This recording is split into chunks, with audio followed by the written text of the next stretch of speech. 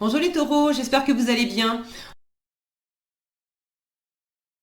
Gardez bien à l'esprit que ce sont des énergies générales, c'est comme une sorte de météo et vous seuls décidez de ce que vous en faites. Donc prenez uniquement ce qui résonne pour vous dans ce tirage et le reste vous laissez. Je vous invite également à consulter les vidéos de votre ascendant et des autres signes de votre thème astral pour compléter ces informations.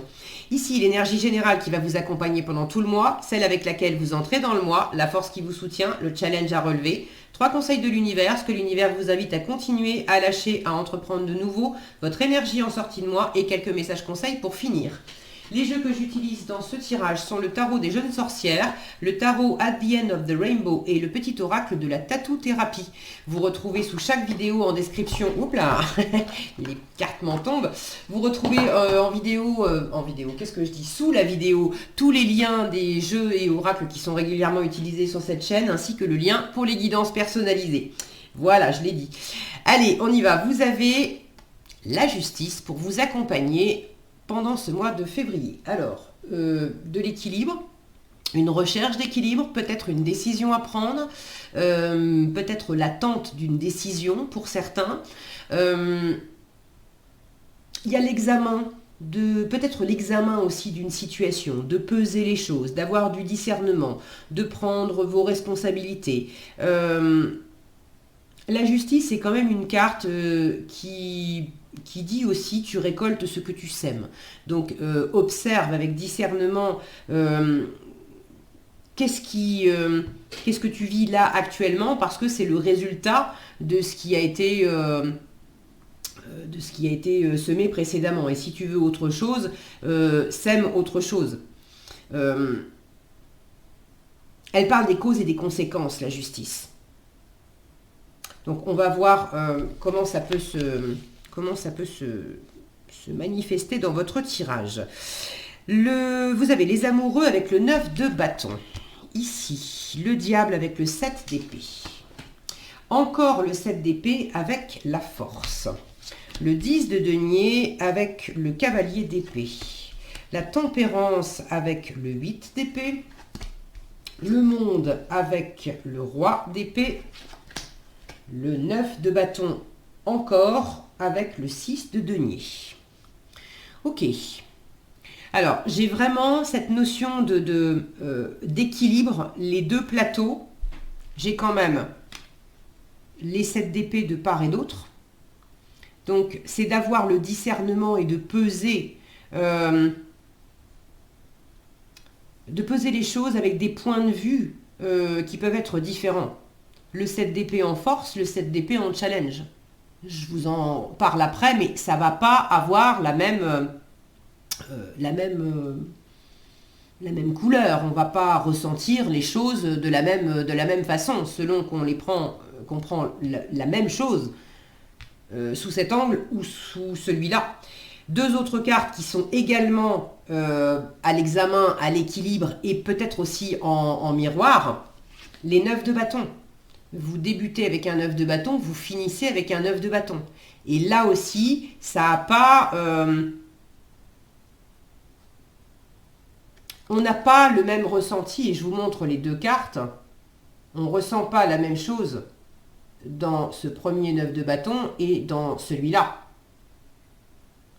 Là, on a plus une sensation de fermeture. Et là, on a plus une sensation d'ouverture dans le sens apprentissage, découverte, connaissance.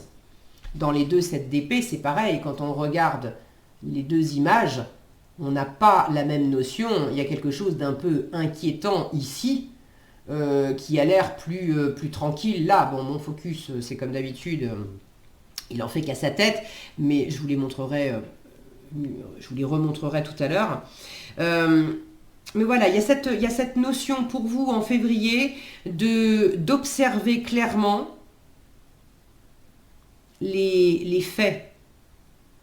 Qu'est-ce qui a été dit, qu'est-ce qui a été fait, qu'est-ce qui n'a pas été dit, qu'est-ce qui n'a pas été fait, d'observer qu'est-ce qui se passe à l'intérieur de moi, comment je réagis, qu'est-ce que je dis, qu'est-ce que je ne dis pas, et de regarder les choses sous des points de vue, sous des angles différents. Des épées, vous en avez quand même quelques-unes. Alors, il y a l'épée de la justice, mais vous en avez donc une 2, 3, 4. Alors, c'est un doublon, mais je la compte quand même. 4, 5, 5. Non, je l'ai compté celle-ci ou pas? Je m'en mêle les pinceaux. 1, 2, 3, 4, 5. Si, c'est ça, 5. Ok. Donc, c'est un peu moins de la moitié du tirage, mais c'est quand même présent. On a, sur la carte du diable, on a encore une grande épée qui apparaît. Donc, la notion de communication, de peut-être trancher sur une question, ou être tranchant, être piquant, être peut-être un peu raide ou froid, parce que la justice peut nous parler de ça aussi. La notion de réflexion, de communiquer, de réfléchir, et de comment je communique et comment je réfléchis. Est-ce que c'est dans l'analyse, dans la sagesse, dans la prise de recul, ou est-ce que c'est dans la précipitation, dans l'enfermement mental, est-ce que ce sont des pensées éclairées ou des pensées qui sont des pensées limitantes? Donc vous avez, voilà, vous avez ce tableau-là un petit peu pour février. Alors, est-ce que ça va être à propos de votre vie amoureuse, de votre vie professionnelle, de votre vie intérieure? Mais visiblement, il y a une observation et un moment de tri et d'examen minutieux et d'équilibre à trouver pendant ce mois de février. Vous entrez dans le mois avec les amoureux et le 9 de bâton. Alors, pour certains, j'ai plusieurs choses. Pour certains, dans le domaine amoureux, vous hésitez peut-être entre deux personnes, ou vous hésitez entre deux options. J'y vais pas, je reste dans la relation ou je quitte. Les amoureux, ça peut nous parler d'amour, mais ça nous parle déjà d'être dans un entre-deux.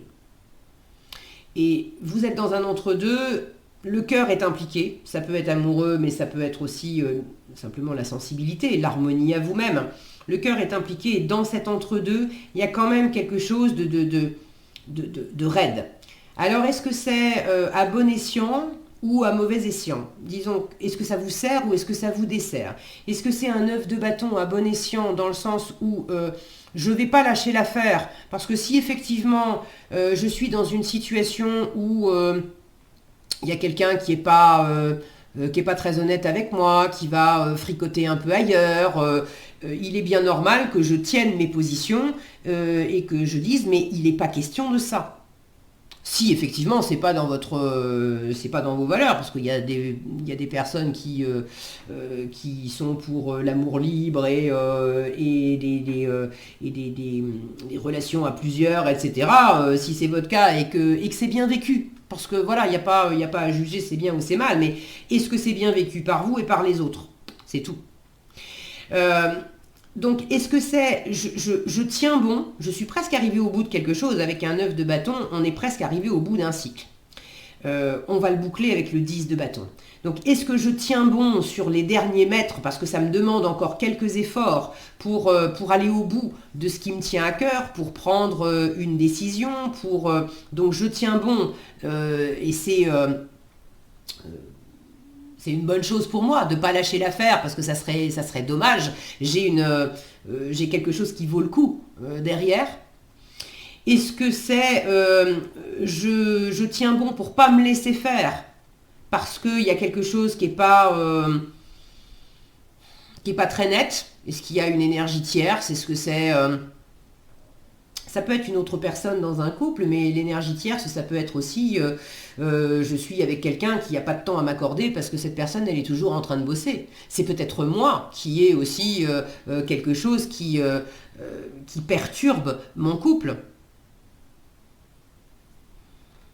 Donc, est-ce que je tiens bon pour pas me laisser envahir par ce côté énergie tierce qui peut perturber? Et puis, là où ça peut être moins soutenant, est-ce que j'ai de mon fait, est-ce que je suis en train d'entretenir une barricade où je me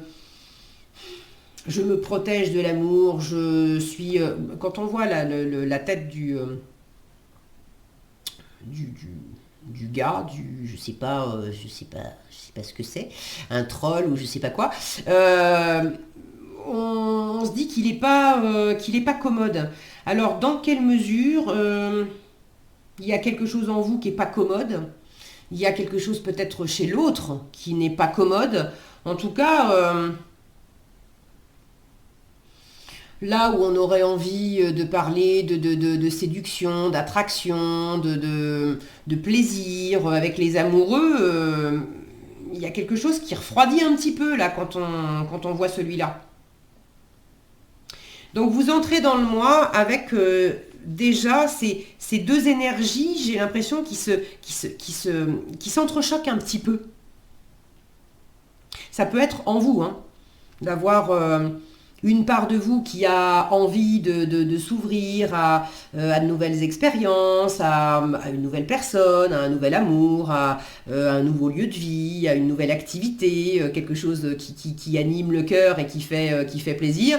Et puis une part de vous qui dit non mais attends, pour X ou Y raison, je mets une barrière et je tiens bon sur une façon de faire, sur une attitude, sur une façon de penser, sur c'est recevable et ça ne l'est pas. Peut-être le côté justement raide, pour le coup, de la justice.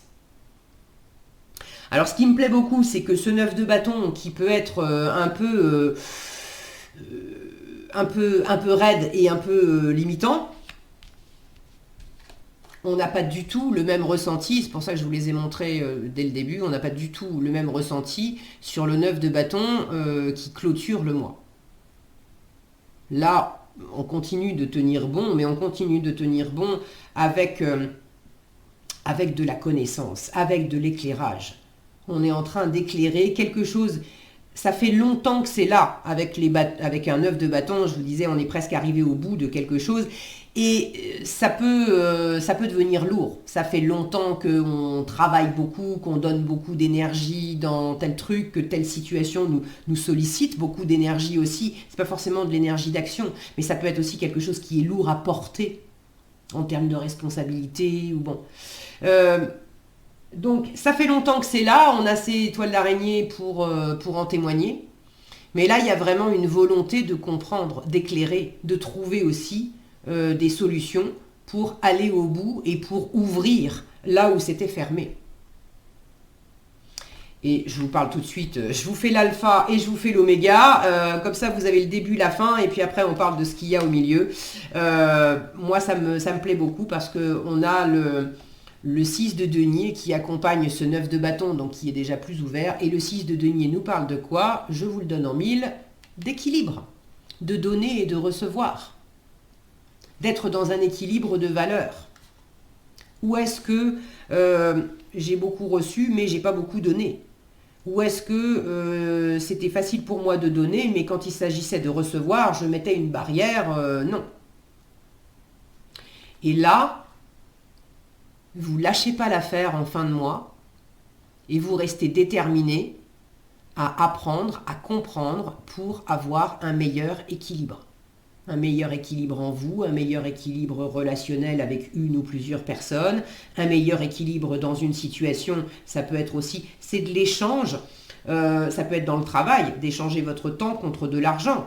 Là où c'était pas équilibré, pas bien payé et il y avait une autre option qui s'offrait à vous, qui pouvait être plus tentante parce que mieux rémunérée, mais en même temps, est-ce que ça correspond à mes valeurs?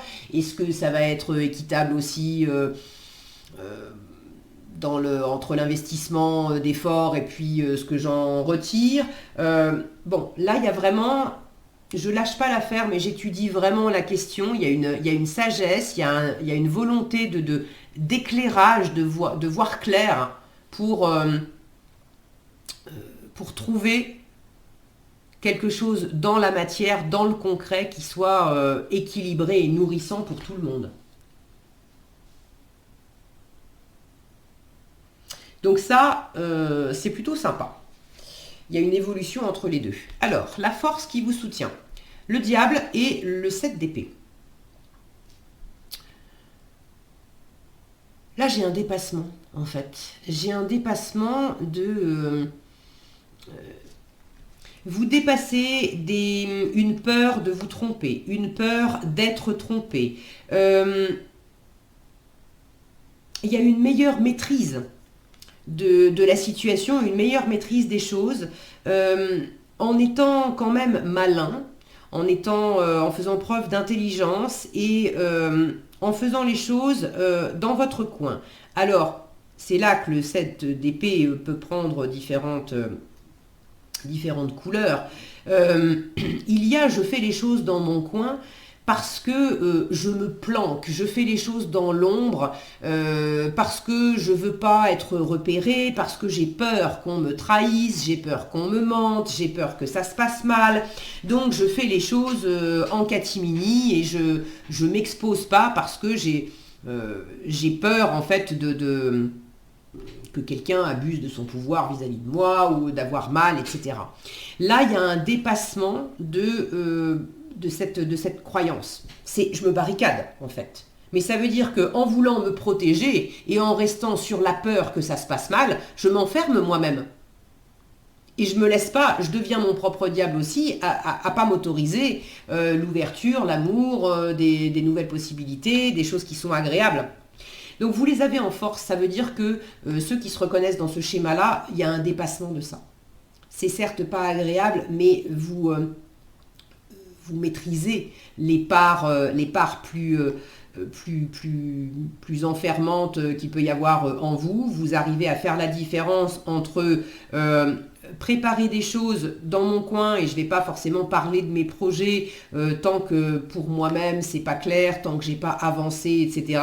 Mais je garde pas ça secret parce que j'ai peur de me faire piquer les idées ou quoi que ce soit. Je garde ça simplement parce que j'ai envie, moi, de rester concentrée sur mes affaires. Et quand ça sera plus clair et plus abouti en moi, pour moi, là, oui, avec plaisir, il n'y aura pas de problème à m'extérioriser et à en parler. Donc, c'est pas la même approche. Ok ?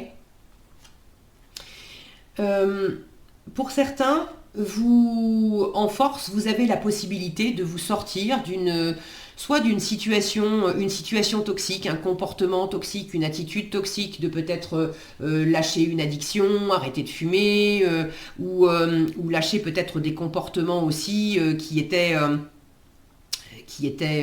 peut-être agressifs ou contrôlants. Il y a une analyse, une observation de ce qui se passe en vous, de comment des mécanismes et là encore d'apporter une compréhension, un éclairage et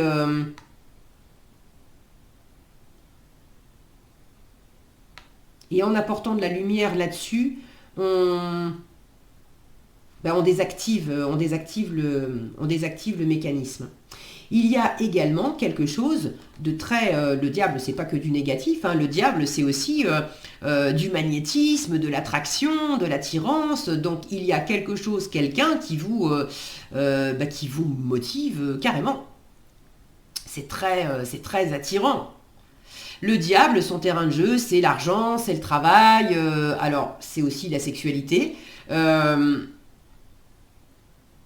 On a des personnages qui s'amusent ici. Alors certes, les deux sorcières sont enchaînées, ok. Mais elles prennent quand même du bon temps. Donc là, on vous invite en force, à dépasser aussi peut-être vos peurs, et puis à oser, à être aventureux, à relever certains défis, à aller de l'avant. Et à pas toujours peut-être vous planquer ou faire les choses de votre côté. Le mental, vous l'aurez compris, vous avez à la fois les deux plateaux de la balance. Il y a le côté où le mental vraiment peut être un super outil, un super allié pour éclairer, mais il y a l'autre côté du mental qui vous enferme, qui amène de la confusion. Et là, Il s'agit de trouver le bon équilibre entre le discernement, entre mettre le mental à contribution pour avoir du discernement, de la réflexion, et ça aide, et puis observer les moments où c'est mieux de mettre ce mental de côté et de calmer cette agitation qui mène à quelque chose de piquant, de raide, de contrôlant vis-à-vis de vous ou vis-à-vis de l'environnement.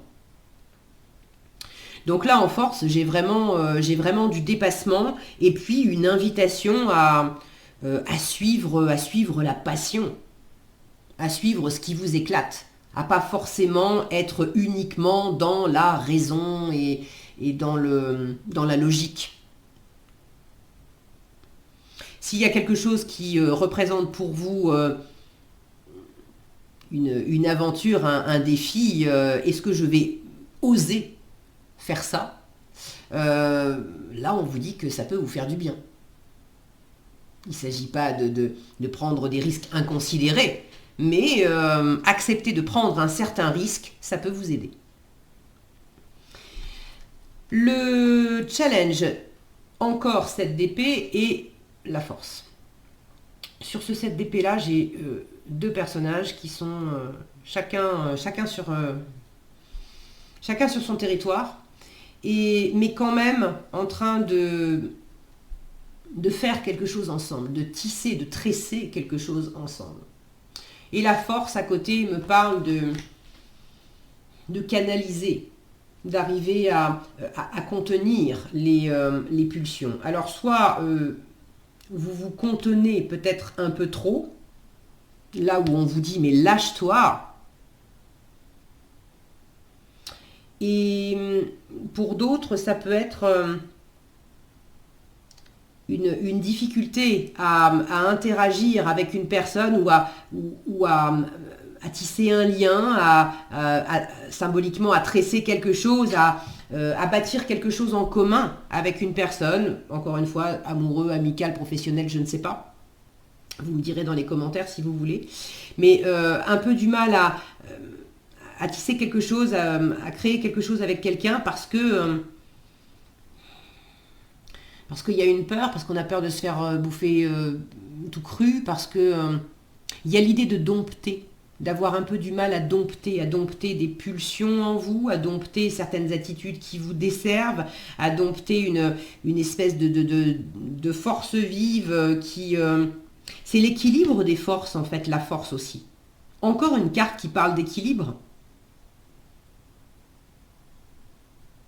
Donc il y a des moments où j'ai l'impression qu'il y a peut-être une part de vous qui pourrait être... qui a à la fois une grande force pour aller de l'avant et en même temps c'est une force qui pourrait se retourner contre vous comme cet animal. S'il est dompté, il peut servir à protéger, à défendre, à avoir la force nécessaire pour aller de l'avant. Et puis en même temps, on se dit, si ça se retourne contre moi, ça va me bouffer tout cru.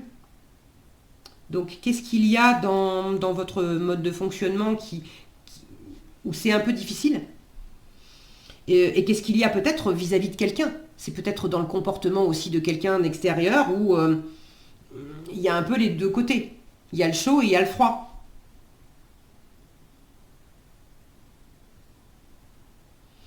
Il y a une peur, le 7 d'épée, je vous disais, il y a la peur de se tromper, d'être trompé, d'être trahi. Alors, il y a la tromperie version adultère, mais il y a aussi la tromperie où il n'y a pas nécessairement de la malveillance.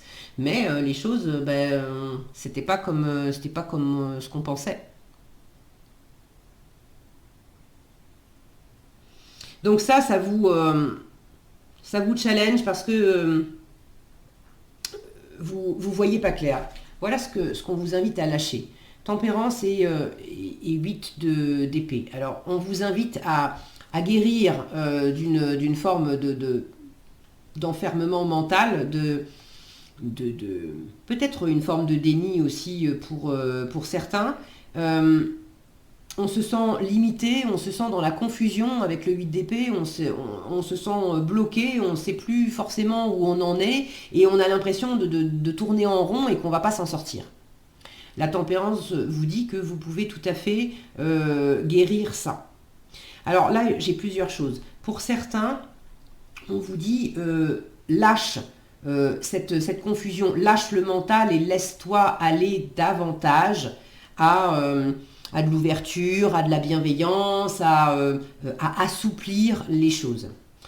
Pour d'autres, ceux qui sont en train d'essayer de réparer quelque chose qui de toute façon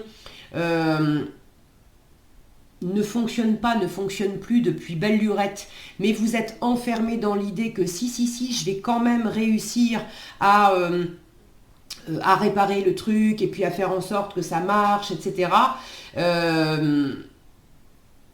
Là, on vous dit peut-être aussi lâche l'affaire. Affranchis-toi de ce qui t'obsédait jusqu'à présent et de ce qui était une espèce d'enfermement où tu voulais absolument rester... c'est comme ça, mais je vais prendre un exemple qui va un peu loin. Évidemment, tous les taureaux ne seront pas concernés, mais je sais que il ou elle me trompe depuis un moment, mais je ne veux pas, je le sais, mais je lui dis pas que je le sais. Et à la fois ça me bouffe de l'intérieur et en même temps je refuse de quitter la relation, je refuse d'en parler et je reste enfermée là-dedans en me disant que ça va quand même se réparer tout seul et que ça va quand même aller mieux et que ça va quand même se... Non. Là, il y a quelque chose à lâcher. Il faut, si la communication était restreinte et que vous n'exprimiez pas clairement, il est temps de le faire. Si de toute façon ça marche pas, ça marche plus, il est peut-être temps aussi de tourner la page. Bon, je vous ai dit, c'est un exemple extrême et tous les taureaux ne sont pas concernés par ça. Et si vous êtes en couple et que vous êtes parfaitement heureux en couple, ne vous mettez pas martel en tête à vous dire « Oh là là, si ça se trouve, l'autre me trompe ». Attention, c'est justement ce qu'on vous dit de lâcher. Laisse pas ton mental t'emmener dans le fossé avec des histoires qui te font pas du bien, quoi. Ok ? Surtout si c'est simplement un enfermement mental où tu te racontes des histoires, mais il n'y a aucune validité dans la matière. Ok ? Ceux qui inversement avaient peut-être tendance à se laisser enfermer, à se laisser dicter leur conduite, à se laisser marcher dessus, à être tout le temps, à mettre de l'eau dans leur vin, à être toujours en train d'arrondir les angles, d'essayer de faire plaisir à l'autre, et du coup on laisse des petits bouts de soi à droite, à gauche, etc. Là, on vous dit, ben non, arrête ça aussi. Arrête ça. Arrête d'essayer tout le temps de ménager la chèvre et le chou. Affirme-toi. Ça, c'est ce qu'on vous invite à entreprendre de nouveau. Affirme-toi avec cette intelligence de roi d'épée. Il ne s'agit pas d'ordonner c'est comme ça et c'est pas autrement, mais il s'agit peut-être de vous affirmer pleinement avec cette énergie du monde. Voilà qui je suis, d'aller au bout de votre épanouissement personnel et puis d'en faire un plaisir, de vous montrer exactement tel que vous êtes avec cette assurance intérieure.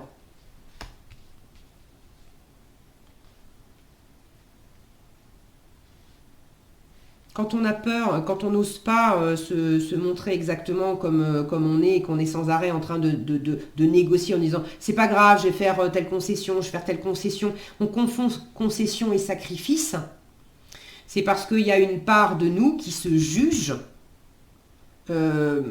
ou qui a des points de vue en disant si je fais ça, je vais perdre, je vais me tromper, ou je vais être trompé, ou je vais payer un prix, ou ça va me retomber dessus d'une façon ou d'une autre.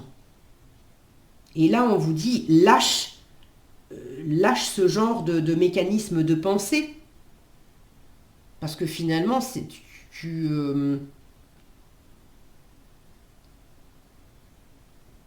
rime à quoi de ne pas être pleinement toi, alors que finalement tu aspires à créer quelque chose avec l'autre, mais quelque chose de vrai. Si c'est pour être qu'à moitié vrai, ça marche pas. Donc là, l'affirmation de vous et de vous laisser aller, hein, moins de mental quand il s'agit d'un mental enfermant, et puis on se laisse plus aller à vivre les choses. D'accord ? Donc à entreprendre de nouveau, je vous les ai montrés, le monde et le roi d'épée, c'est va de l'avant, épanouis-toi. Et pour ceux qui sont arrivés au bout d'une situation, au bout d'une relation, au bout d'une situation, ou simplement au bout, et c'est déjà énorme, au bout d'un état d'être. Ça y est, j'ai encore mon focus qui a le OK. Vous en finissez, on vous invite à boucler un cycle, et pour le meilleur, hein, d'en finir une bonne fois pour toutes avec quelque chose qui ne vous servait pas. Et ça peut être un schéma de comportement.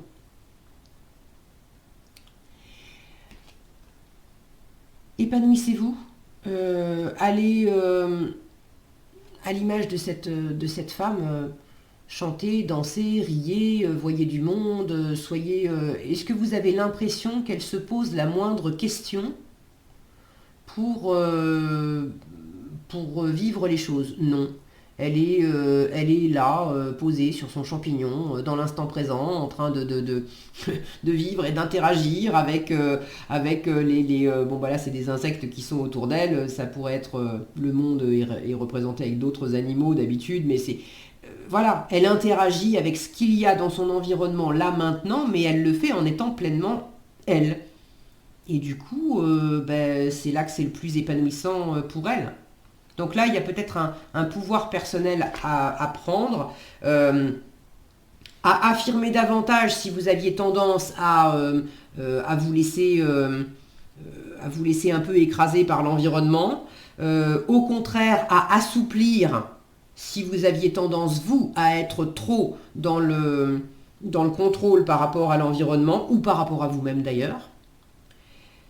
Mais viser l'épanouissement et simplement la prise de responsabilité personnelle, la clarté personnelle, l'assise personnelle de savoir que voilà qui je suis et voilà ce que je mérite et je le fais.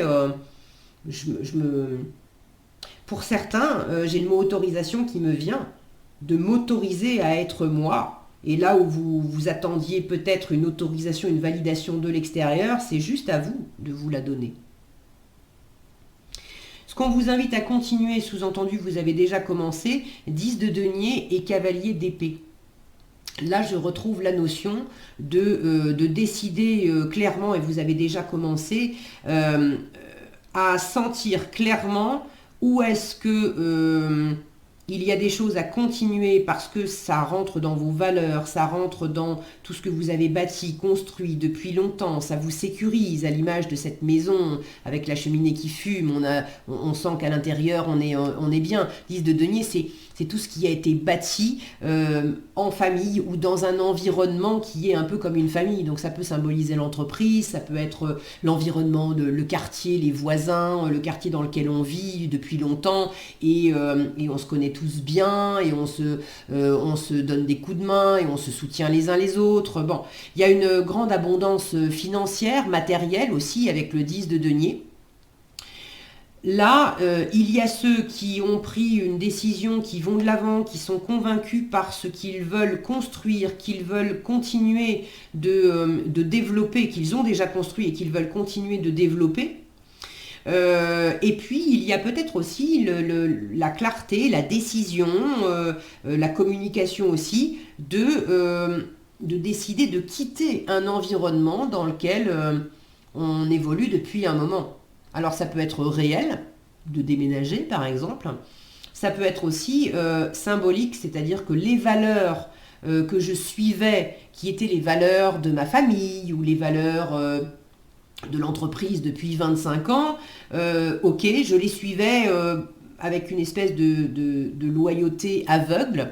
Et maintenant que j'ai ouvert les yeux là-dessus, j'ai fait la part des choses entre l'amour que je peux porter à ma famille et puis l'examen de est-ce que les valeurs, les traditions de ma famille, les valeurs héritées de ma famille sont toujours en adéquation avec mes valeurs. Peut-être que pour certaines, la réponse est non. Et là, vous avez commencé à prendre la décision de rendre à César ce qui est à César et de dire à la famille, il y a des gens de votre famille, écoute, je t'aime, tu aimes faire les choses comme ça, comme ça, comme ça, tu les as toujours faites comme ça, mais moi, je décide de faire autrement. Et ça n'est pas contre toi. C'est simplement pour être pleinement moi. Donc on retrouve encore cette notion aussi d'oser choisir, de continuer à entretenir certaines choses, ou au contraire de dire là j'arrête, ou j'arrête ce mode de fonctionnement là et je fais différemment. Ça ne veut pas forcément dire j'arrête la relation, mais j'arrête de... par exemple, c'était tradition familiale, tous les dimanches on se retrouve chez telle personne pour manger un gigot. Eh ben, ça suffit, moi, c'est plus mon truc je vous aime, mais j'ai pas envie que ça soit systématique, que le dimanche, on se retrouve toujours au même endroit pour manger un gigot. Déjà, je suis végétarienne, j'ai plus envie de manger de gigot pour vous faire plaisir, et de deux, des fois, j'ai envie de faire autre chose le dimanche, et ça veut pas dire que je vous aime pas, j'ai aussi envie de passer du temps avec vous, mais il y a d'autres moments que le dimanche pour faire ça. Vous voyez comment il y a aussi la décision d'en finir avec certaines choses pour faire autrement sans nécessairement quitter. C'est pas non plus tout noir ou tout blanc. Il y a peut-être cet apprentissage de sortir d'une certaine dualité également dans le mois de février. Donc continuez à interroger vos valeurs et à suivre tout ce qui est abondant pour vous, tout ce qui vous nourrit profondément en termes de valeurs intérieures, et puis aussi dans tout ce qui est abondant, riche et nourrissant dans le concret et dans votre vie de tous les jours, tout ce qui vous apporte de la sécurité et du confort. En résultat, je vous les ai montrés, le 9 de bâton avec le 6 de denier. Vous restez concentré et motivé pour fournir encore certains efforts parce qu'il y en a encore à fournir. Le 9 de bâton en témoigne, mais vous êtes pratiquement arrivé au bout de quelque chose pour avoir vraiment un meilleur équilibre et un meilleur équilibre concret. Donc ça, c'est une très bonne chose. Qu'est-ce que vous avez en conseil? La gorge qui vous dit n'oublie pas de communiquer, toutes ces épées qui vous parlent de communication aussi, n'oublie pas de communiquer, ne garde rien en toi qui pourrait te rester sur le cœur. Rappelle-toi que tout peut être dit, il suffit de trouver le bon moment et de respecter l'autre comme tu aimerais qu'on te respecte. Un besoin urgent de verbaliser tes émotions pour libérer ton esprit, n'attends plus, ça te fera le plus grand bien. J'adore. Et vous avez l'équilibre qui vous dit nous sommes tous des funambules de la vie. Il est normal de ressentir l'instabilité des vents lorsqu'ils soufflent. Cela nous permet d'ailleurs de changer d'air et de nous aérer l'esprit pour éviter l'asphyxie. Voilà ce que j'avais pour vous les taureaux, j'espère que cette vidéo vous sera utile. Si elle vous a plu, je vous invite à la liker, la partager, la commenter, et pour être averti quand je publie de nouvelles vidéos, il suffit de vous abonner et d'activer la cloche des notifications. Prenez bien soin de vous, passez un agréable mois de février et je vous dis à bientôt dans un prochain tirage.